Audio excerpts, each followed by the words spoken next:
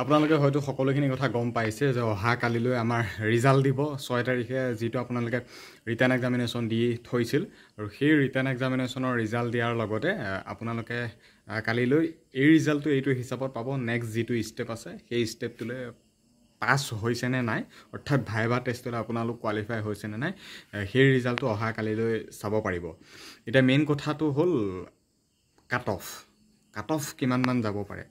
কাৰণ প্ৰত্যেকখন ডিষ্ট্ৰিক্টৰ 35টা কাট অফ হ'ব সকলোবিলাক কাষ্ট ৱাইজ মানে সকলোবিলাকে বেলেগ হ'ব প্ৰতিটো কাষ্টৰে cut off male female district wise সকলোৰে যিহেতু কাট অফ বেলেগ বেলেগ হ'ব এতিয়া আগতে যোনবিলাকে কৈ আছিল 22 যাব 21 যাব 25 যাব 26 যাব বিভিন্ন ধৰণৰ কাট অফৰ ওপৰত ভিডিঅ' হাজাৰ video' ABUB cut off list বুলি মাৰি দিলে একদম ভিডিঅ' হয়তো মানে নথুকাব ইমানেই কাট অফ লিষ্টৰ ওপৰত ভিডিঅ' আপোনালোকে পাব চেনেলবোৰত এতিয়া মেইন কথাটো হ'ল ফাইনেল কাট অফটো কিমান যাব সকলোবোৰ ডিষ্ট্ৰিক্টৰ প্ৰত্যেকটো কাষ্টৰ মেল ফিমেল কিমান যাব নাযাব আজি তাৰিখত মই একোৱে নকওঁ কাট অফৰ সবিশেষ গম পাব অহা কালিলৈ আপোনালোকে ফাইনেল ৰিজাল্টটো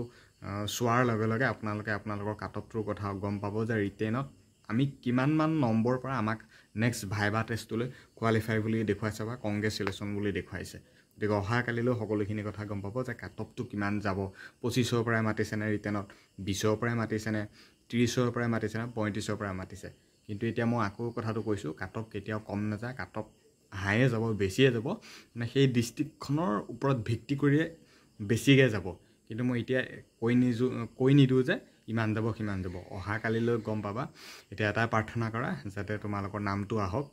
ভাইভা টেষ্টলৈ এইটো এটা প্ৰাৰ্থনা কৰা অকণমান সময় আছে কেইঘণ্টামান সময় আছে তাৰ পাছতে চাব পাৰিবা তোমালোকৰ ৰিজাল্টটো গতিকে এতিয়া প্ৰাৰ্থনা কৰা যাতে তোমালোকৰ নামটো আহক